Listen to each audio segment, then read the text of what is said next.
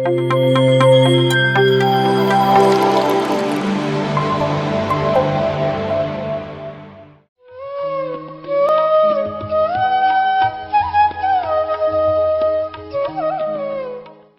ಪತ್ರಿಜಿಯವರಿಗೆ ನಮಿಸುತ್ತಾ ಹಾಗೂ ಎಲ್ಲ ಸಾಧಕರಿಗೂ ನಮನಗಳನ್ನು ಸಲ್ಲಿಸುತ್ತಾ ಇವತ್ತಿನ ಸತ್ಸಂಗ ಸಾಧನೆ ಅಂದ್ರೆ ಏನು ಅನ್ನೋದು.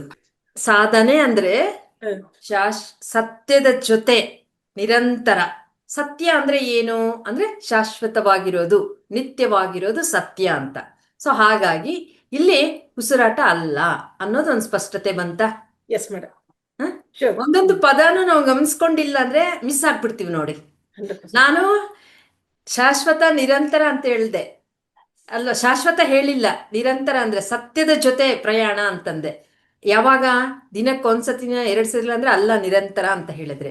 ಆದ್ರೆ ಸತ್ಯ ಅಂದ್ರೆ ಏನು ಅಂದ್ರೆ ಶಾಶ್ವತವಾಗಿರೋದೇ ಸತ್ಯ, ನಿತ್ಯವಾಗಿರೋದೇ ಸತ್ಯ. ಹಾಗಾಗಿ ಶಾಶ್ವತವಾಗಿ ಇರೋದಿಲ್ಲ. ಉಸಿರು ಇರುತ್ತಾ? ಇಲ್ಲ. ಹಾಗಾಗಿ ಉಸಿರು ಜೊತೆ ನಾವಿರೋದು ಸಾಧನೆ ಅಲ್ಲ. ಒಪ್ಕೋಬೋದಾ? 100%. ಈಗ ಹಾಗೆ ಒಬ್ಬೊಬ್ರು ಏನೇನು ಹೇಳಿದ್ವಿ, ನಮ್ಮ ಒಂದು ಗುರಿ ಜೊತೆ ನಮ್ಮ ಪ್ರಯಾಣ ಅಂತ. ನಮ್ಮ ಗುರಿ ಎಲ್ಲಿವರೆಗೂ ಇರುತ್ತೆ? ನಾವಿರೋ ತನಕ, ಈ ದೇಹದಲ್ಲಿ ಪ್ರಾಣ ಇರೋವರೆಗೂ, ನಾವು ಜೀವಂತವಾಗಿರೋವರೆಗೂ, ಈ ದೇಹದಲ್ಲಿ ಜೀವಾತ್ಮ ಚೈತನ್ಯ ಶಕ್ತಿ ಇರೋವರೆಗೂ ಅಲ್ವಾ. ಇನ್ನು ಹೇಳೋದಾದ್ರೆ ಆತ್ಮ ಇರೋವರೆಗೂ ಇರುತ್ತೆ ನಮ್ಮ ಗುರಿ. ಹಾಗಾಗಿ ಸಾಧನೆ ಅಂದ್ರೆ ಅಲ್ಲ, ಅದನ್ನೂ ಆಗಲ್ಲ ಅಲ್ವಾ. ಸಮಯವೇ ಪತ್ರಿಜಿ ಅವ್ರದ್ದು ಇದು ಬರುತ್ತಲ್ಲ, 9 ಜ್ಞಾನ ನವರತ್ನಗಳಲ್ಲಿ ಸಮಯವೇ ಸಾಧನೆ ಅನ್ನೋದು ಬರುತ್ತೆ. ಆ ಸಮಯವನ್ನ ಸಾಧನೆಗಾಗಿ ಬಳಸ್ಕೋಬೇಕು ಅನ್ನೋ ಉದ್ದೇಶಕ್ಕಾಗಿ ಅದು ಹೇಳಿರೋದು ಆ ಸಂದರ್ಭದಲ್ಲಿ. ಅದು ಸಂಪೂರ್ಣದ್ದು ಅಲ್ಲ. ನಮ್ಮ ಸಮಯವನ್ನ ಸಾಧನೆಗಾಗಿ, ಅಲ್ಲಿ ಸಾಧನೆ ಇದೆ ಅಂತ ಹೇಳಿಲ್ಲ, ಸಮಯ ಒಂದೇನೆ ಸಾಧನೆ ಅಂತ ಹೇಳಿಲ್ಲ. ಹೌದಾ? ಸೊ ಹಾಗಾಗಿ ಸಾಧನೆ ಅಂದ್ರೆ ಸತ್ಯದ ಜೊತೆ ನಿರಂತರವಾಗಿ ಇರುವುದು. ಸತ್ಯ ಯಾವುದು ಅಂದ್ರೆ ಶಾಶ್ವತವಾಗಿರೋದು ಸತ್ಯ. ಹಾಗಾಗಿ ನಾವು ಯಾವುದರ ಜೊತೆ ಇರಬೇಕು ಸಾಧನೆ ಅಂದ್ರೆ? ಆತ್ಮದ ಜೊತೆ. ಆತ್ಮದ ಜೊತೆ. ನೋಡಿ ಬಂತವಲ್ಲ, ಎಲ್ಲದರಿಗೆ ಆಧ್ಯಾತ್ಮಿಕದಲ್ಲಿ ಹೇಳಿದ್ನಲ್ವಾ.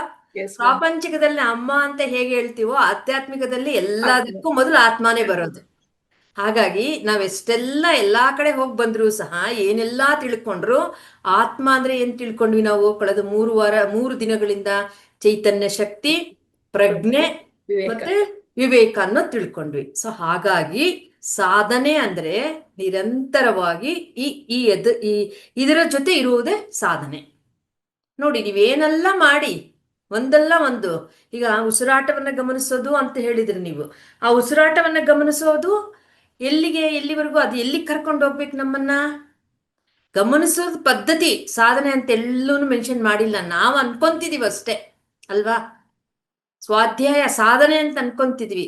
ನನ್ನ ಇಂದ್ರಿಯಗಳನ್ನ ನಿಗ್ರಹ ಮಾಡ್ಕೊಳ್ಳೋದು ಒಂದು ಸಾಧನೆ ಅಂತೆ ನಾನು ಮಾಡ್ತಿದ್ದೀನಿ ಅನ್ಕೊಂತಾ ಇದೀವಿ ಅಷ್ಟೇ. ಅದು ಎಲ್ಲಿ ಕರ್ಕೊಂಡು ಹೋಗ್ಬೇಕದು? ಸತ್ಯದ ಕಡೆಗೆ ಕರ್ಕೊಂಡು ಹೋಗ್ಬೇಕು ನಮ್ಮನ್ನ. ಆ ಸತ್ಯದ ಜೊತೆ ನಾವಿರೋದು ಯಾವಾಗ್ಲೂ ಕೆಲವು ನಿಮಿಷಗಳು, ಕೆಲವು ಅಲ್ಲ. PMC ಏನು ಲೋಗೋ? ಪ್ರತಿಕ್ಷಣ ಸತ್ಯ ದರ್ಶನ. ಹಾಗಾಗಿ ಸತ್ಯದ ಜೊತೆ ನಾವು ಯಾವಾಗಿರ್ಬೇಕು? ಯಾವಾಗ್ಲೂ ಸ್ವಲ್ಪ ಸಮಯ ಇರೋದಲ್ಲ, ಪ್ರತಿಕ್ಷಣ ಇರುವುದೇ ಸತ್ಯದ ಜೊತೆ.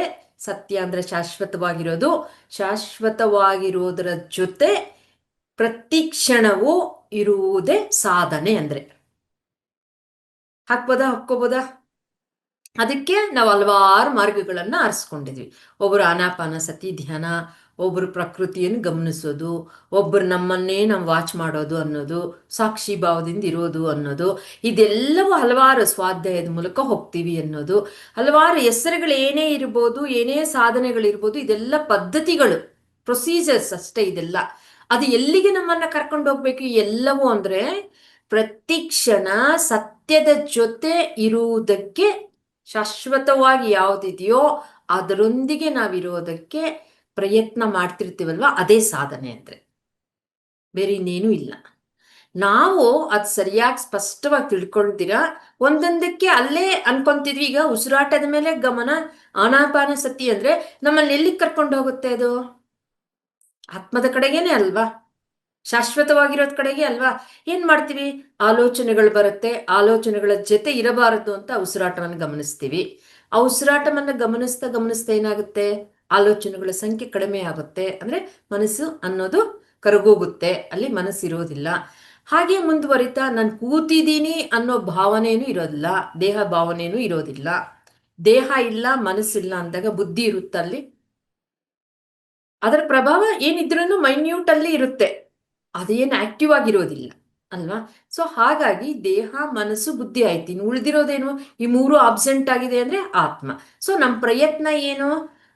ಆತ್ಮದ ಜೊತೆಯಲ್ಲಿರೋದಕ್ಕೆ ಆನಾಪಾನ ಸತಿ ಅನ್ನೋ ಒಂದು ಮಾಧ್ಯಮದ ಮೂಲಕ ಹೋಗ್ತಿದೀವಿ. ಅಲ್ಲಿವರೆಗೂ ನಾವು ಹೋದ್ರೆ ನಮ್ಮ ಸಾಧನೆ. ಇಲ್ಲ, ಮಧ್ಯಕ್ಕೋದಿ ವಾಪಸ್ ಬಂದ್ವಿ ಅಂದ್ರೆ ಸಾಧನೆ ಅಲ್ಲ. ಅದು ಪ್ರಯತ್ನದಲ್ಲಿ ಇದೀವಷ್ಟೇ. ಆ ಸಾಧನೆಯಲ್ಲಿ ನಾವು ಮುಂದುವರೆದಿಲ್ಲ, ಇನ್ನು ಗುರಿ ತಲುಪಿಲ್ಲ. ಗುರು ಮುಟ್ಟೋವರೆಗೂ ಅಂತ ಹೇಳಿದ್ರಲ್ವಾ ದೀಪಾ ಮೇಡಮ್ ಅವರು, ಅನ್ಸುತ್ತೆ. ಯಾವುದೋ ಒಂದಕ್ಕಾಗಿ ನಾವು ಗುರಿ ಮುಟ್ಬೇಕು ಅದೇ ಅಂದ್ರಲ್ಲ, ಆ ನಿರಂತರವಾಗಿ ನಮ್ಮ ಪ್ರಯತ್ನ ನಡೀತಿರುತ್ತಲ್ಲ, ಎಲ್ಲೆಲ್ಲೋ ಹೋಗುತ್ತೆ, ಮತ್ತೆ ಉಸಿರು ಕಡೆ ಬರ್ತೀವಿ, ಮತ್ತೆ ಎಲ್ಲೋ ಸ್ವಲ್ಪ ಸಮಯ ಇರುತ್ತೆ, ಮತ್ತೆ ಉಸಿರಾಟವನ್ನು ಗಮನಿಸ್ತಾ ಗಮನಿಸ್ತಾ ನಾವು ಯಾವುದರಲ್ಲಿ ನಮಗೆ ಆತ್ಮದ ಕಡೆ, ಆತ್ಮದ ಜೊತೆಯಲ್ಲಿ ಇರೋದಕ್ಕೆ ನಮ್ಮ ಪ್ರಯತ್ನ ಏನೆಲ್ಲ ಮಾಡ್ತಿರ್ತೀವೋ ಅದೆಲ್ಲವೂ ಸಾಧನೆ. ಇದು ಕೂತು ಮಾಡೋದು ದಿನಕ್ಕೆ 1 ಗಂಟೆ 2 ಗಂಟೆ. ಅದು ಎಲ್ಲಿವರೆಗೂ ಬರಬೇಕು? ಆ ಸತ್ಯದ ಜೊತೆ ನಾವಿರೋದನ್ನ, ಶಾಶ್ವತವಾಗಿರೋದನ್ನ ಅಂದ್ರೆ ಪ್ರತಿ ಕ್ಷಣದವರೆಗೂ ಇರೋದು ನಮಗೆ ಅಭ್ಯಾಸ ಆಗೋಯ್ತು, ಸಹಜವಾಗಿ ಬಂದ್ಬಿಡ್ತು ಅಂದ್ರೆ ಸಾಧನೆ ಅವಶ್ಯಕತೆ ಇಲ್ಲ, ನಮ್ಮ ಸಾಧನೆ ಮುಗ್ದಿದೆ ಅಂತ. ಅಲ್ಲೇ ಸತ್ಯದ ಜೊತೆಯಲ್ಲಿದ್ದಾಗ ಏನಾಗುತ್ತೆ? ಸತ್ಯ ಸಾಕ್ಷಾತ್ಕಾರ ಆಗೋಯ್ತಲ್ವಾ, ಮುಗ್ದೋಯ್ತಲ್ವಾ, ಆತ್ಮ ಸಾಕ್ಷಾತ್ಕಾರ ಮುಗ್ದೋಯ್ತು. ಸತ್ಯ ಏನು ಅನ್ನೋದು, ಶಾಶ್ವತ ಏನು ಅನ್ನೋದು ನಮ್ಮ ಅನುಭವಪೂರ್ವಕವಾಗಿ ನಾವು ತಿಳ್ಕೊಂಡಾಗ ಇನ್ನೇನಿರುತ್ತೆ ಅಲ್ವಾ? ಇನ್ನೇನಿದ್ರು ಇಲ್ಲ ಅಂತಲ್ಲ, ಅದಿರೋದೆಲ್ಲವೂ ಸಹಜವಾಗಿ ಅದರ ಪಾಟಿಗೆ ಅದು, ನಾವೆಷ್ಟೆಷ್ಟು ಸಮಯ ಆ ಸತ್ಯದ ಜೊತೆಯಲ್ಲಿರ್ತೀವೋ ಅಷ್ಟು ಅದು ಮನವರಿಕೆ ಆಗ್ತಾ ಹೋಗ್ತಿರುತ್ತೆ. ಸೊ ಹಾಗಾಗಿ ಸಾಧನೆ ಅಂದ್ರೆ ಪ್ರತಿ ಕ್ಷಣ ಶಾಶ್ವತವಾಗಿರೋದು ಜೊತೆಯಲ್ಲಿ ಇರುವುದೇ ಸಾಧನೆ. ಅದು ನಾವು ಪ್ರಯತ್ನ ಪಡ್ತಾ ಇದ್ವಿ. ನಾವು ಆರಿಸ್ಕೊಂಡಿರೋದು ಆನಾಪಾನ ಸತಿ, ಉಸಿರಾಟದ ಮೇಲೆ ಗಮನ. ಅದು ಕಣ್ಮುಚ್ಚಿ 1 ಗಂಟೆ 2 ಗಂಟೆ 3 ಗಂಟೆ ದಿನಕ್ಕೆ ಮಾಡ್ತೀವಿ. ಕ್ಷಣಕ್ಕೂ ಅಂದ್ರೆ ಬರಬೇಕು ನಮ್ಮ ಅದು. ಅಲ್ಲೇ ನಾವು ಹೋಗ್ತಿದ್ದೀವ? ಸತ್ಯದ ಜೊತೆಗೆ ಹೋಗ್ತಾ ಇದೀವ? ಇಲ್ಲ. ಸೊ ಆ ಸತ್ಯದ ಜೊತೆ ಹೋಗೋದೇ ಸಾಧನೆ ಅಂದ್ರೆ. ಇದು ಸ್ಪಷ್ಟವಾಗಿ ನಾವು ತಿಳ್ಕೋಬೇಕು. ಆಮೇಲೆ ಸತ್ಯ ಏನು, ಶಾಶ್ವತವಾಗಿರೋದೇನು ಅಂದ್ರೆ ಆತ್ಮ ಅಂದ್ರೆ ಏನು? 3ರ ಒಂದು ಅಲ್ವಾ ಕಾಂಬಿನೇಷನ್. ಏನು? ಚೈತನ್ಯ ಶಕ್ತಿ, ಪ್ರಜ್ಞೆ ಮತ್ತೆ ವಿವೇಕ. ಈ 3ರ ಜೊತೆ ನಾವು ನಿರಂತರವಾಗಿರುವುದೇ ಸಾಧನೆ ಅಂದ್ರೆ. ಅದು ಇದೀವಾ ಇಲ್ವಾ ಅನ್ನೋದು ನೋಡ್ಕೋಬೇಕು ನಾವು. ಇಲ್ಲ, ನಾನು ನನ್ನ ಇಂದ್ರಿಯಗಳು ಮತ್ತು ಮನಸ್ಸು ಕಡೆ ಇದ್ದೀನಿ ಅಂದ್ರೆ ನಾವು ಸಾಧನೆಯಲ್ಲಿಲ್ಲ ಅಂತ, ಈ ಪ್ರಾಪಂಚಿಕ ಜೀವನದಲ್ಲಿ ಇದ್ದೀವಿ ಅಂತ. ಇಲ್ಲ, ನಾನು ಆತ್ಮದ ಕಡೆ ಶಾಶ್ವತವಾಗಿರೋದು ಜೊತೆಯಲ್ಲಿ ಇದ್ದೀನಿ ಅಂದ್ರೆ ಸಾಧನೆಯಲ್ಲಿ ಇದ್ದೀನಿ ಅಂತ ಇದ್ರೆ, ಆ ಕ್ಷಣಗಳನ್ನ, ಆ ನಿಮಿಷಗಳನ್ನ ಹೆಚ್ಚು ಮಾಡ್ಕೊಂತ ಹೋಗ್ಬೇಕು ನಾವು. ಇಷ್ಟೇ ಸಾಧನೆ ಅಂದ್ರೆ.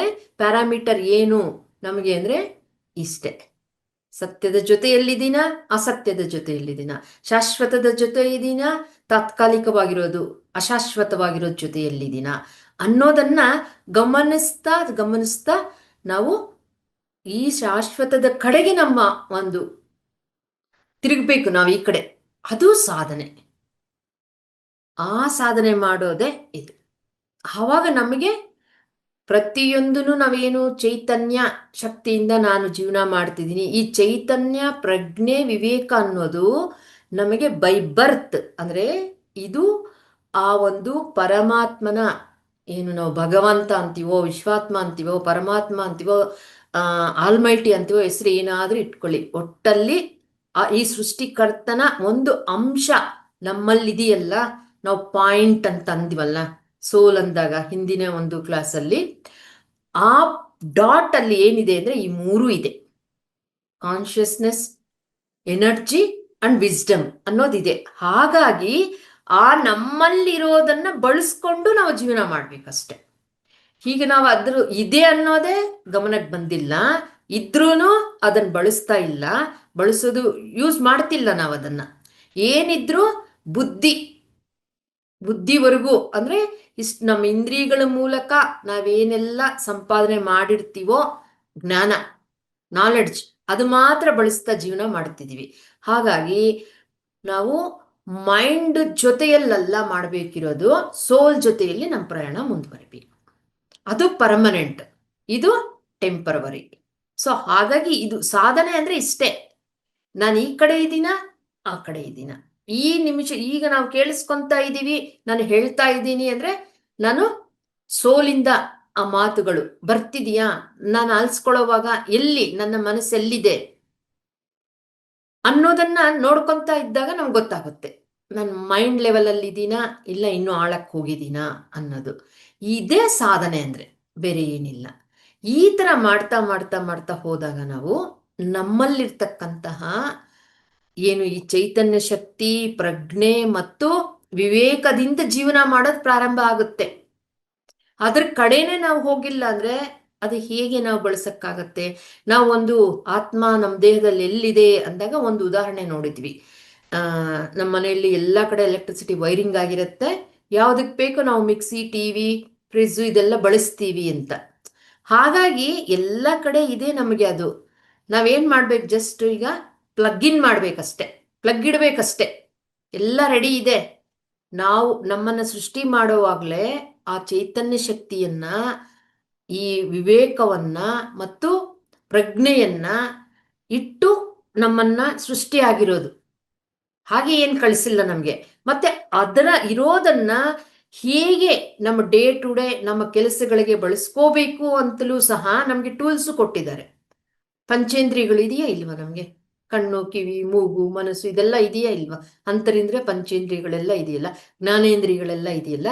ಈ ಎಲ್ಲದರಿಂದ ಆ ಇರೋ ಒಂದು ECW ಅನ್ನೋದನ್ನ, ಈ ಟೂಲ್ಸ್ ಮೂಲಕ ಅದನ್ನ ತಗೊಂಡು ನಮ್ಮ ಜೀವನ ನಡೆಸ್ಬೇಕು. ಅದ್ ಮಾಡ್ತಿದೀವಾ? ಇಲ್ಲ. ಎಲ್ಲಿಂದ ನಾವು ಜೀವನ ಮಾಡ್ತಿದೀವಿ? ಮನಸ್ಸಿಂದ ಜೀವನ ಮಾಡ್ತಾ ಇದೀವಿ, ಬುದ್ಧಿಮಟ್ಟದಿಂದ ಜೀವನ ಮಾಡ್ತಾ ಇದೀವಿ. ನಾವು ಇದರ ಜೊತೆ ಎಲ್ಲಿದ್ದೀವಿ? ಶಾಶ್ವತ ಆಗಿರ್ತಕ್ಕಂಥದ್ದು ಜೊತೆ ಇಲ್ಲ, ಸತ್ಯದ ಜೊತೆ ನಾವಿಲ್ಲ. ಹಾಗಾಗಿ ಸತ್ಯದ ಜೊತೆ ಇರುವುದೇ ಸಾಧನೆ ಅಂದ್ರೆ. ಸತ್ಯ ಅಂದ್ರೆ ಶಾಶ್ವತವಾಗಿರೋದು. ಯಾವುದು ಅಂದ್ರೆ ಆತ್ಮ. ಆತ್ಮ ಅಂದ್ರೆ ಏನು? ಚೈತನ್ಯ ಶಕ್ತಿ, ಪ್ರಜ್ಞೆ, ವಿವೇಕದಿಂದ ಜೀವನ ಮಾಡ್ತಾ ಹೋಗ್ಬೇಕು ನಾವು. ಅದು ಯಾವಾಗ? ಕೇವಲ ಈ ಸತ್ಸಂಗದಲ್ಲಿರೋವಾಗ, ಇಲ್ಲ ಎಲ್ಲೋ ಮಹಾತ್ಮರ ಯಾರನ್ನಾದ್ರೂ ನಮಗಿಂತ ಹೆಚ್ಚು ಸಾಧನೆ ಮಾಡಿರ್ತಕ್ಕಂಥ ಅವರ ಸಂಪರ್ಕದಲ್ಲಿ ಇರೋವಾಗ ಮಾತ್ರನ, ಮತ್ತೆ ಸತ್ಸಂಗಗಳಲ್ಲಿರೋರು ಮಾತ್ರನ ಅಲ್ಲ, ಪ್ರತಿ ಕ್ಷಣವೂ ನಡಿಬೇಕು ಇದು. ಆವಾಗಲೇ ಅದು ಸಾಧನೆ ಆಗುತ್ತೆ. ಇದು ನಮ್ಮ ಗಮನದಲ್ಲಿ ಸಾಧನೆ ಏನು ಅನ್ನೋದನ್ನ ನಾವು ಸರಿಯಾಗಿ ಅರ್ಥ ಮಾಡಿಕೊಂಡಾಗ ನಾವು ಅದರ ಕಡೆ ಪ್ರಯಾಣ ಸ್ಟಾರ್ಟ್ ಆಗುತ್ತೆ. ಸಾಧನೆ ಅನ್ನೋದೇ ಸರಿಯಾಗಿ ಸ್ಪಷ್ಟವಾಗಿ ನಾವು ತಿಳ್ಕೊಂಡಿಲ್ಲ ಅಂದ್ರೆ ಇನ್ನು ಪ್ರಯಾಣ ಎಲ್ಲಿ? ಅಲ್ಲೇ ನಿಲ್ತೋಗ್ತೀವಿ ನಾವು. ಸೊ ಹಾಗಾಗಿ ಶಾಶ್ವತದ ಜೊತೆ, ಯಾವುದು ಶಾಶ್ವತ? ಸತ್ಯನೇ ಶಾಶ್ವತ. ಸತ್ಯದ ಜೊತೆ ಇರುವುದೇ ಪ್ರಯಾಣವೇ ಸಾಧನೆ. ಹಾಗಾಗಿ ಆತ್ಮದ ಜೊತೆ ಇರುವುದೇ ಸಾಧನೆ. ನನ್ನ ಆತ್ಮದ ಜೊತೆಯಲ್ಲಿದ್ದೀನ ಇಲ್ಲವಾ ಅನ್ನೋದನ್ನ ನೋಡ್ಕೊಂತ ನಾವು ಜೀವನ ಮಾಡ್ತಾ ಹೋಗ್ಬೇಕು. ಆ ಥರ ಮಾಡ್ತಾ ಹೋದ್ರೆ ಆಯ್ತು, ಸಾಧನೆಯಲ್ಲೇ ಇದ್ದೀವಿ ಅಂತ. ನಾವು ಅದು ಮಾಡೋದಕ್ಕೆ ನಾವು ಕಣ್ಮುಚ್ಚಿ ದಿನಕ್ಕೆ 1 ಸತಿ, 2 ಸತಿ, 3 ಸತಿ ಆ ಥರ ಧ್ಯಾನ ಅಭ್ಯಾಸವನ್ನ ಮಾಡ್ತಾ ಇದ್ದೀವಿ. ಹಾಗಾಗಿ ಸಾಧನೆ ಅಂದ್ರೆ 1 ಗಂಟೆ ಧ್ಯಾನ ಆಯ್ತು ಅಲ್ಲಿಗೆ ಸೀಮಿತ ಆಗೋದಲ್ಲ, 1 ಗಂಟೆ ಸತ್ಸಂಗ ಆಯ್ತು ಅಲ್ಲಿಗೆ ಮುಗಿಯೋದಲ್ಲ, 1 ಗಂಟೆ ಸ್ವಾಧ್ಯಾಯ ಆಯ್ತು ಅಲ್ಲಿಗೆ ಮುಗಿಯೋದಲ್ಲ. ಆ ಎಲ್ಲದರಿಂದ ನಾನು ಏನೆಲ್ಲ ಕಲಿತಿದ್ದೀನಿ, ಸತ್ಯ ಅನ್ನೋದೇನಾದ್ರೂ ಆಯ್ತಾ? ಶಾಶ್ವತವಾಗಿರೋ ಕಡೆ ಇದೆಲ್ಲ ಏನು ಅಂದ್ರೆ ನಮ್ಗೆ ಪ್ರೇರಣೆ, ಸತ್ಯದ ಕಡೆ ಹೋಗೋದಕ್ಕೆ ಒಂದು ಊರುಗೋಲು ತರ, ಒಂದು ಏನಂತೀವಿ, ಬೂಸ್ಟಪ್ ಅಂತೀವಲ್ವಾ, ಬೂಸ್ಟರ್. ಇವೆಲ್ಲ ಅಷ್ಟೇ ನಮ್ಗೆ. ಇದೇ ಫೈನಲ್ ಅಲ್ಲ. ನಾವೇನ್ ಅನ್ಕೊಂಡಿದ್ವಿ ಇದೇ ಫೈನಲ್ ಅಂತ ಅನ್ಕೊಂಡಿದ್ವಿ, ಅಲ್ಲ. ಇವೆಲ್ಲವೂ ನಮ್ಮನ್ನ ಅಲ್ಲಿಗೆ ಕರ್ಕೊಂಡು ಹೋಗ್ಬೇಕು. ಸತ್ಯದ ಜೊತೆ ಜೀವನ ಮಾಡೋದನ್ನ ಅಭ್ಯಾಸ ಆಗೋದಕ್ಕೆ ನಮ್ಮ ಒಂದು ಈ ಸಾಧನೆ. ಹಾಗಾಗಿ ಅದು ಇದ್ದಾಗ ನಮಗೆ ಜೀವನದಲ್ಲಿ ಗೊಂದಲ ಇರೋದಿಲ್ಲ. ಏನು ಮಾನವನ ಲಕ್ಷಣಗಳು ನಾವು ನೋಡಿದಿವಲ್ಲ, ಭಯ, ದುಃಖ, ಭೇದ ಭಾವ, ಇದೆಲ್ಲ ಇತ್ತಲ್ಲ, ಅದೆಲ್ಲವೂ ಕಡಿಮೆ ಆಗ್ತಾ ಹೋಗುತ್ತೆ. ಯಾಕಂದ್ರೆ ನಾವು ಎಲ್ಲದರಲ್ಲೂ ಇರೋದು ನನ್ನಲ್ಲಿ ಹೇಗೆ ಆ ಆ ಕಾನ್ಶಿಯಸ್ನೆಸ್ಸು ಮತ್ತೆ ಎನರ್ಜಿ, ವಿಸ್ಡಮ್ ಇದೆಯೋ, ಎಲ್ಲರೂ ನಂತರನೇ ಅಲ್ವಾ ಸೃಷ್ಟಿಯಾಗಿರೋದು. ಹೌದಲ್ವಾ? ಅದು ಬರುತ್ತಾ ಇಲ್ವಾ ನಮ್ಗೆ? ಅದು ಬಂದಾಗ ನಮ್ಗೆ ಎಲ್ಲಿರುತ್ತೆ ಆ ಡಿಫ್ರೆನ್ಸಿಯೇಷನ್ ಅನ್ನೋದು? ಕಡಿಮೆ ಆಗ್ತಾ ಹೋಗುತ್ತಾ ಇಲ್ವಾ? ಸೊ ಅದು ಇದರ ಜೊತೆ, ಸತ್ಯದ ಜೊತೆ ನಾವಿದ್ದಾಗ ಆಟೋಮೆಟಿಕ್ಲಿ ನಾವು ಮಾಧವನ ಲಕ್ಷಣಗಳಿಗೆ ಹೋಗ್ತೀವಿ. ಮಾನವನ ಲಕ್ಷಣಗಳು ಕಡಿಮೆ ಆಗ್ತಾ ಆಗ್ತಾ ಆಗ್ತಾ ಹೋಗುತ್ತೆ. ನಮಗೆ ಆಗ್ಬೇಕಿರೋದು ಇದೇ. ಮಾನವನಿಂದ ಮಾಧವ ಅಂದ್ರೆ ಮಾನವನ ಲಕ್ಷಣಗಳು ಕಡಿಮೆ ಆಗ್ತಾ ಮಾಧವನ ಲಕ್ಷಣಗಳು ಜಾಸ್ತಿ ಮಾಡ್ಕೊಂತ ಹೋಗ್ಬೇಕು. ಅದಕ್ಕೆ ಸಾಧನೆ ಅಂದ್ರೆ ಇದೇನೆ. ಸೊ ಹಾಗೆ ಹೇಳಿ ಮೇಡಮ್. ಇನ್ನೊಂದು ಹೇಳಿ, ಡಾಟ್ ಅಂತ ಹೇಳಿದ್ರೆ ಅಂದ್ರೆ ಬಿಂದು ರೂಪದಲ್ಲಿ ಅಂತಂದೇಳಿ, ಅದರಲ್ಲೂ ಕೂಡ ಸಹ ನಾವು ಎಷ್ಟೋ ಬಿಲಿಯನ್ ಡಾಟ್ಗಳಲ್ಲಿ ನಾವು ನಮ್ಮ ಭೂಮಿ ಒಂದು ಅಂತ ನಾನು ಕೇಳಿದೆ ಕ್ವಾಂಟಮ್ ಅಲ್ಲಿ. ಹೌದು. ಆ ಅದರಲ್ಲಿ ಬಿಂದೇ ಆತ್ಮ ಅಂದ್ರೆ, ಆ ಡಾಟೇ ಆತ್ಮ ಅಂದ್ರೆ, ಆ ಡಾಟ್ ಅಲ್ಲಿ ಇವು ಇರುತ್ತೆ, ಈ 3 ಕಾಂಬಿನೇಷನ್ ಇರುತ್ತೆ. ಸೊ ನಮ್ಮಲ್ಲೇ ಅಲ್ಲ, ಪ್ರತಿಯೊಂದರಲ್ಲೂ ಅದಿರುತ್ತೆ. ಮನುಷ್ಯರು, ಪ್ರಾಣಿಗಳು, ಗಿಡ ಮರಗಳು ಯಾವುದೇ ಆಗ್ಬೋದು. ಪರ್ಸೆಂಟೇಜ್ ವೇರಿ ಇರುತ್ತೆ. ನಾವು ಸೆಕೆಂಡ್ ಡೇ ನೋಡಿದಿವಲ್ಲ, ಲೆವೆಲ್ ಆಫ್ ಕಾನ್ಶಿಯಸ್ನೆಸ್ ಅಂತ. ಆ ಪರ್ಸೆಂಟೇಜ್ ಅಲ್ಲಿ ಮನುಷ್ಯರಲ್ಲಿ ಜಾಸ್ತಿ ಇದೆ. ವ್ಯತ್ಯಾಸಗಳು ಉಂಟಾಗುತ್ತೆ. ವ್ಯತ್ಯಾಸಗಳು ಉಂಟಾಗುತ್ತೆ. ನಮ್ಮ ಪ್ರಯತ್ನ ಸತ್ಯದ ಜೊತೆ ಇರೋದಕ್ಕೆ ಈಸಿ ಆಗುತ್ತೆ ಅಂತ. ಇಲ್ಲಿ ನಮಗೆ ಸ್ಪಷ್ಟತೆ ಸಿಕ್ಕಿಲ್ಲ ಅಂದ್ರೆ, ಸತ್ಯದ ಜೊತೆ ಇರೋವಾಗ ಗೊಂದಲ ಆಗುತ್ತೆ ನಮ್ಗೆ. ಅಯ್ಯೋ, ಅದು ಸತ್ಯನಾ, ಇದು ಸತ್ಯನಾ, ಅದು ಶಾಶ್ವತವಾ, ಇದು ಅಶಾಶ್ವತವಾ ಅನ್ನೋದು ಗೊಂದಲ ಆಗುತ್ತೆ ನಮ್ಗೆ. ಅದಕ್ಕಾಗಿ ಇದು ಸ್ಪಷ್ಟವಾಗಿ ತಿಳ್ಕೋಬೇಕು ಅಂತ ತಿಳಿಸ್ತಿರೋದು. ಸೊ ಹಾಗಾಗಿ ಸತ್ಯದ ಜೊತೆ ಇರುವುದು ಅನ್ನೋದಾದ್ರೆ ಇನ್ನೊಂದು ಉದಾಹರಣೆ ನೋಡೋಣ. ನಾವು ಯಾವುದು ಸತ್ಯ ಅನ್ಕೊಂಡಿರ್ತೀವಿ, ಆದ್ರೆ ಅದು ಏನಾಗಿರುತ್ತೆ ಅನ್ನೋದು. ಈಗ ಪುಸ್ತಕ ಓದೋದು ಇದು ಸ್ವಾಧ್ಯಾಯ, ಎಲ್ಲರಿಗೂ ಅಭ್ಯಾಸ ಇದೆ. ಆ ಬುಕ್ಕಲ್ಲಿ ಏನಿರುತ್ತೆ? ಯಾವುದೇ ಇರ್ಬೋದು, ಯಾವುದೇ ವಸ್ತು ವಿಷಯ ಆಗಿರ್ಬೋದು. ಅದ್ರಲ್ಲಿ ಬೇಸಿಕ್ ಆಗಿ ಏನಿರುತ್ತೆ? ಅಕ್ಷರಗಳು, ಇಂಕು, ಪೇಪರು ಇರುತ್ತೆ. ಹೌದಲ್ವಾ? ಹೌದು. ಇಂಕು ಪೇಪರ್ ಇರುತ್ತೆ. ಯಾವುದೇ ಬುಕ್ ಆಗ್ಬೋದು, ಅದು ಸಬ್ಜೆಕ್ಟ್ ಯಾವುದಕ್ಕಾದ್ರೂ ಸಂಬಂಧ ಇರಲಿ, ಇಂಕು ಪೇಪರ್ ಇರುತ್ತೆ. ಆದ್ರೆ ನಾವೇನ್ ಹೇಳ್ತೀವಿ? ನಾನು ಇಂಥ ಪುಸ್ತಕ ಓದ್ದೆ, ನನಗೆ ಇಷ್ಟು ಮನವರಿಕೆ ಆಯ್ತು, ಇಷ್ಟು ತಿಳ್ಕೊಂಡೆ, ಇಷ್ಟು ಜ್ಞಾನ ಬೆಳೀತು ಅಂತ್ವಿ ಅಲ್ವಾ? ಅದು ಸರಿನಾ ಅಲ್ವಾ? ಸರಿನೇ ಅಲ್ವಾ? ಆಯ್ತು. ಮತ್ತೆ ಇನ್ನೊಂದ್ಸತಿ ಓದ್ತೀವಿ ಅದನ್ನೇ, ಆ ಪುಸ್ತಕವನ್ನೇ ಮತ್ತೊಂದು ಸತಿ ಓದ್ತೀವಿ. ಆವಾಗ ನಮ್ಗೆ ಏನ್ ಅರ್ಥ ಆಗಿರುತ್ತೆ? ಇನ್ನೂ ಬೇರೆ ರೀತಿ ಅರ್ಥ ಆಗಿರುತ್ತೆ. ಇನ್ನೂ ಆಳಕ್ಕೆ, ಇನ್ನೂ ವಿವರವಾಗಿ, ಇನ್ನೂ ಸ್ಪಷ್ಟವಾಗಿ, ಇನ್ನೊಂದು ರೀತಿಯಲ್ಲಿ ನೀವು ಹೇಳ್ದಂಗೆ ಅರ್ಥ ಆಗುತ್ತೆ. ಹೌದಲ್ವಾ? ಚೇಂಜ್ ಆಯ್ತು ಅಲ್ವಾ?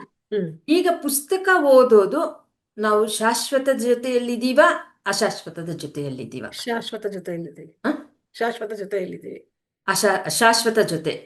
ಶಾಶ್ವತ ಅಂದ್ರೆ ನಿರಂತರವಾಗಿರೋದು ಆತ್ಮ. ಆತ್ಮದ ಲಕ್ಷಣಗಳಲ್ಲಿ ಏನ್ ನೋಡಿದ್ವಿ ನಾವು? ನಿರಂತರತೆ, ಬದಲಾವಣೆ ಅನ್ನೋದು ಇರಲ್ಲ. ಬದಲಾವಣೆ, ಹೌದು, ಪರಿವರ್ತನೆ ಇರಲ್ಲ. ಹೌದು. ಆದ್ರೆ ಈ ಪುಸ್ತಕ ಓದೋ ಟೈಮಲ್ಲಿ ಇದೆಯಾ ಇಲ್ವಾ? ನಮ್ಗೆ ಇದೆ. ಹಾಗಾಗಿ ಅದು ಸತ್ಯದ ಜೊತೆಯಲ್ಲಿ ಇದ್ದಂಗಲ್ಲ. ನಾವು ಸತ್ಯದ ಜೊತೆ ಹೋಗೋದಕ್ಕೆ ಸ್ವಲ್ಪ ಇನ್ಫಾರ್ಮೇಶನ್ ನಮ್ಗೆ ಕೊಡ್ತಾ ಇದೆಯೇ ಹೊರತು ಅದೇ ನಮ್ಮನ್ನ ಸತ್ಯದ ಜೊತೆಗೆ ಕರ್ಕೊಂಡು ಹೋಗುತ್ತಾ? ಅದೇ ನೀವು ಇನ್ನೂ ಸ್ವಲ್ಪ ನಮ್ ಕಾನ್ಶಿಯಸ್ ಲೆವೆಲ್ ಬೆಳೀತು ಅಂತ ಇಟ್ಕೊಳ್ಳಿ. ಪ್ರಾರಂಭದಲ್ಲಿ ಏನೂ ಗೊತ್ತಿಲ್ಲ ಅಂದಾಗ ನಾವೇನಾದ್ರೂ ಒಂದು ಬುಕ್ ಕೊಟ್ಟಾಗ ಏನ್ ಹೇಳ್ತಾರೆ? ಅಯ್ಯೋ, ಅದ್ರಲ್ಲಿ ಏನಿದೆ? ಬಣ್ಣದ್ದು ಏನೋ ಅಕ್ಷರಗಳಿದೆ. ನಮ್ಗೆ ಗೊತ್ತಿಲ್ಲದ ಭಾಷೆ ಆದ್ರೆ ಏನ್ ಹೇಳ್ತೀವಿ? ಏನೋ ಲೈನ್ಗಳಿದೆ, ಏನೋ ಅಲ್ವಾ, ಇಂಥ ಬಣ್ಣದ್ದಿದೆ ಲೆಟರ್ಸ್ ಅಷ್ಟೇ ಅಂತ ಹೇಳ್ತೀವಿ. ಅದೇ ತರ ನಮಗೆ ಲೋ ಕಾನ್ಶಿಯಸ್ ಲೆವೆಲ್ ಅಲ್ಲಿ ನಾವಿದ್ದಾಗ, ಅಯ್ಯೋ ಏನೋ ಪುಸ್ತಕ ಅಂತಾರಪ್ಪ, ಏನ್ ಬರುತ್ತೆ ಅದರಲ್ಲಿ ಅನ್ನೋ ಇಂದಲೂ ನಾವು ಬಂದಿದೀವ ಇಲ್ವಾ? ಬಂದಿದ್ವಿ. ಈಗ ಇಲ್ಲ, ಎಷ್ಟೋ ನಮ್ಗೆ ಅದರಲ್ಲಿ ಸಿಗ್ತಾ ಇದೆ ಜ್ಞಾನ ಬಂದಿದೀವಿ ಅಲ್ವಾ? ಮತ್ತೆ ಈಗ ಬದಲಾಗ್ತಾನೂ ಇದೆ ಅಲ್ವಾ? ನಮ್ಮ ದೃಷ್ಟಿಕೋನನೂ ಬದಲಾಗ್ತಿದೆ, ಅರ್ಥೈಸ್ಕೊಳ್ಳೋದು ಬದಲಾಗ್ತಿದೆ, ಎಷ್ಟೋ ನಡೀತಿದೆ. ಇನ್ನೂ ನಾವು ಕಾನ್ಶಿಯಸ್ ಲೆವೆಲ್ ಹೆಚ್ಚಾಯ್ತು ಅಂತ ಇಟ್ಕೊಳ್ಳಿ. ಅವಾಗ ಯಾವ ತರ ತಗೊಂತೀವಿ ನಾವು ಬುಕ್ ಓದೋದು? ಇನ್ನೂ ನಾವು ಬೆಳೀತಾ ಬೆಳೀತಾ ಹೋದಾಗ ಕಾನ್ಶಿಯಸ್ ಲೆವೆಲ್ ಜಾಸ್ತಿ ಆಗ್ತಾ ಆಗ್ತಾ ಹೋದಾಗ ಏನಾಗುತ್ತೆ?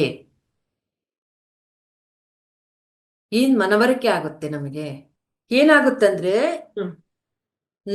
ನನ್ನಲ್ಲಿರೋದು ನನ್ನಲ್ಲಿ ಅದು ಇರೋದಕ್ಕೆ ಅಲ್ವಾ ನನಗೆ ಅದು ಗೊತ್ತಾಗ್ತಿರೋದು ಅಂತ ಬರುತ್ತೆ.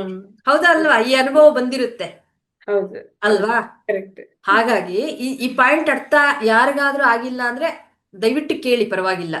ಈ ಒಂದು ಪಾಯಿಂಟ್ ನಮ್ಗೆ ಕ್ಲೀನ್ ಆಗಿ ಅರ್ಥ ಮಾಡ್ಕೊಂಡಾಗ ಈ ವಿಷಯಗಳನ್ನ ನಾವು ನಮ್ day to day practical life ಅಲ್ಲಿ ಹೇಗೆ ಯಾವುದು ಸತ್ಯ, ಯಾವುದರ ಜೊತೆಯಲ್ಲಿ ನಾನು ಇರಬೇಕು, ಸಾಧನೆ ಅಂದ್ರೆ ಏನು ಅನ್ನೋದು ಅರ್ಥ ಆಗುತ್ತೆ ಸ್ನೇಹಿತರೆ. ಅದಕ್ಕಾಗಿ ನಮ್ಗೆ ಇದೇ ಪುಸ್ತಕ ಏನಾಗುತ್ತೆ ಅಂದ್ರೆ ನನ್ನಲ್ಲಿ ಇರೋದೇ ಅಲ್ವಾ ಇದರಲ್ಲಿ ಅರ್ಥ ಆಗಿರೋದು ಅನ್ನೋದು ಅನ್ಸಿರುತ್ತಾ ಇಲ್ವಾ? ನನ್ನಲ್ಲಿ ಆ ಗ್ರಹಿಸೋದು ಆಲ್ರೆಡಿ ಅದರ ಬಗ್ಗೆ ನನ್ಗೆ ತಿಳಿದಿರೋದೇ ಅಲ್ವಾ ಅನ್ನೋದು ಅನ್ಸಿದೀಯಾ? 100% ಮೇಡಮ್. ಅವಾಗ ನಮ್ ಕಾನ್ಶಿಯಸ್ ಲೆವೆಲ್ ಜಾಸ್ತಿ ಇದೆ. ಅಂದ್ರೆ ಏನಾಯ್ತು, ಯಾವುದ್ರಲ್ಲಿ ನಮ್ಮಲ್ಲಿ ಏನ್ ಬದಲಾಗ್ತಾ ಹೋಗ್ತಂದ್ರೆ ನಾವು ಇಷ್ಟುವರೆಗೂ ಪುಸ್ತಕದಲ್ಲಿ ಏನೋ ಇದೆ ಅಂತ ಅನ್ಕೊಂಡ್ವಿ, ಇಲ್ವಾ? ಇದೆ. ಬರ್ತಾ ಬರ್ತಾ ಏನಾಯ್ತು, ಪುಸ್ತಕದಲ್ಲ, ನನ್ನ ಒಳಗಡೆ ಏನು ಈ ಮೂಲ ಗೊತ್ತಾಯ್ತಲ್ವಾ? ವಿಸ್ಡಮ್ ಹೇಳಿದ್ವಲ್ವ ನಾವು. ಆ ವಿಸ್ಡಮ್ ಅನ್ನೋದು, ಆ ವಿಸ್ಡಮ್ ಗ್ರಹಿಸೋದಕ್ಕೆ ಶಕ್ತಿ ಇರೋದು, ಮತ್ತೆ ಆ ಪ್ರಜ್ಞೆ ಅನ್ನೋದು ಇರೋದ್ರಿಂದ ಏನಾಗ್ತಿದೆ, ಆ ಮೂರೂ ನನ್ನಲ್ಲಿ ಇದ್ದಿದ್ದಕ್ಕಾಗಲ್ವಾ ಇದರಲ್ಲಿರೋ ಈ ಪುಸ್ತಕದಲ್ಲಿರೋದು ಗ್ರಹಿಸಕ್ಕಾಗ್ಬೋದು. ಅದೇ ಇದಲ್ವಾ, ಬೇರೆ ಇನ್ನೇನಿದೆ ಅನ್ನೋದು ನಮ್ಗೆ ಅನ್ಸಿರುತ್ತಲ್ವಾ? ಸೊ ಅದು ಆಗ್ಬೇಕಿರೋದು ನಮ್ಗೆ. ನಮ್ಮೊಳಗಡೆ ಇರೋದೇ ಹೊರಗೆ ಎಲ್ಲಾನು ಸಿಕ್ತಿರೋದು, ಒಳಗಡೆ ಇರೋದು ಬಿಟ್ಟು ಹೊರಗೆ ಏನೂ ಸಿಕ್ತಿಲ್ಲ ಅನ್ನೋ ಒಂದು ಹಂತಕ್ಕೆ ಹೋದಾಗ ನಮ್ಮಲ್ಲಿ ಈ ತರ ಶಾಶ್ವತದ ಕಡೆ ಸಾಧನೆ ಅಂದ್ರೆ ಸತ್ಯದ ಜೊತೆಯಲ್ಲಿರೋದು, ಕ್ಷಣ ಕ್ಷಣ ಅದರ ಜೊತೆಯಲ್ಲಿರೋದು ಅಭ್ಯಾಸ ಆಗುತ್ತೆ. ಅದು ನಮ್ಮ ಜೀವನದಲ್ಲಿ ನಡಿಬೇಕಿರೋದು. ನಾವು ಒಂದು ಹಂತದವರೆಗೂ ಬರ್ತೀವಿ, ಈ 3ನೇ ಹಂತಕ್ಕೆ ಹೋಗಲ್ಲ, ಇದೇ ಅಂತಲೂ ಗಮನ ಕೊಡೋದಿಲ್ಲ, ಎಫರ್ಟು ಹಾಕೋದಿಲ್ಲ. ಸೊ ಹಾಗಾಗಿ ಸಾಧನೆ ಅನ್ನೋದನ್ನ ಎಲ್ಲೋ ಒಂದು ಕಡೆ ಅಷ್ಟೇ. ಇನ್ನೇನಿದೆ, ಸಮಾಧಾನ ಬೇಕು, ಸಮಾಧಾನ ಸಿಕ್ಕಿದೆ, ಸ್ಪಷ್ಟತೆ ಬೇಕು, ಎಲ್ಲದಕ್ಕೂ ಸ್ಪಷ್ಟವಾಗಿ ನನಗಿದೆ ಅಂತ ಸುಮ್ಮನೆ ಆಗ್ಬಿಡ್ತೀವಿ. ಆದ್ರೆ ನಿನಗಾಗಿದೆಯಾ? ನೀನು ಆತ್ಮ ಅನ್ನೋ ಅನುಭವ ಆಗಿದೆಯಾ? ಇಲ್ಲ. ಯಾವಾಗ ಆಗುತ್ತೆ? ಡೇ ಟು ಡೇ ಲೈಫಲ್ಲಿ ಪ್ರತಿ ಕ್ಷಣ ನಾವು ಇದು ನಮಗೆ ನಡೀತಾ ಇರಬೇಕು. ಈ 3ರ ಜೊತೆ, ಈ 3 ನನ್ನಲ್ಲಿರೋದು, ಅದರ ಅಂಶವೇ ನಾನು, ಅದೇ ನಾನು ಅನ್ನೋದು ಇದ್ದಾಗ ನಮ್ಮ ವಿಸ್ಡಮ್ ಅನ್ನೋದು ಈ ತರ ಹೊರಗಡೆ ವ್ಯಕ್ತವಾಗಿ ನಾವು ಅದನ್ನ ಈ ತರ ಜೀವನ ಮಾಡಿದಾಗ ನಾವು ಸತ್ಯದ ಜೊತೆಯಲ್ಲಿ ಇರಕ್ ಸಾಧ್ಯ ಆಗುತ್ತೆ. ಸೊ ಅದು ನಮ್ಮ ಜೀವನದಲ್ಲಿ ನಡಿಬೇಕಾಗಿರೋದು. ಅದೇ ಸಾಧನೆ ಅಂದ್ರೆ ಕೇವಲ ಪುಸ್ತಕ ಓದೋದು, ಸೇವೆ ಮಾಡೋದು, ಧ್ಯಾನ ಮಾಡೋದು, ಜ್ಞಾನ ಹಂಚೋದು, ಧ್ಯಾನ ಹಂಚೋದು ಅವೆಲ್ಲವೂ ಸಹ ಸತ್ಯದ ಜೊತೆಯಲ್ಲಿರೋದಕ್ಕೆ ನಮ್ಮನ್ನ ಕರ್ಕೊಂಡು ಹೋಗ್ಬೇಕು. ಅದು ಆದ್ರೇನೆ ಸಾಧನೆ. ಇಲ್ಲ ಅಂದ್ರೆ ಇನ್ನು ಮಧ್ಯದಲ್ಲೇ ಇದ್ದೀವಿ ನಾವು. ಸಾಧನೆ ಅನ್ನೋದನ್ನ ಸ್ಪಷ್ಟವಾಗಿ ನಮಗೆ ಮನವರಿಕೆ ಆಗಿಲ್ಲ, ಅದು ಸ್ಪಷ್ಟತೆ ಮಾಡ್ಕೋಬೇಕು ಅನ್ನೋದು ತಿಳಿಸೋ ಒಂದು ಉದ್ದೇಶ ಇವತ್ತು ಆಗಿದೆ ಸ್ನೇಹಿತರೆ. ಇಷ್ಟೊತ್ತು ಆಲಿಸಿದ್ದಕ್ಕಾಗಿ ನಿಮ್ಮೆಲ್ಲರಿಗೂ ಧನ್ಯವಾದಗಳು. PMC ಕನ್ನಡ ಚಾನೆಲ್ ಅನ್ನು ಲೈಕ್ ಮಾಡಿ, ಶೇರ್ ಮಾಡಿ, ಸಬ್ಸ್ಕ್ರೈಬ್ ಮಾಡಿ ಮತ್ತು ಮಾಡಿಸಿ. ಎಲ್ಲರಿಗೂ ಧನ್ಯವಾದಗಳು.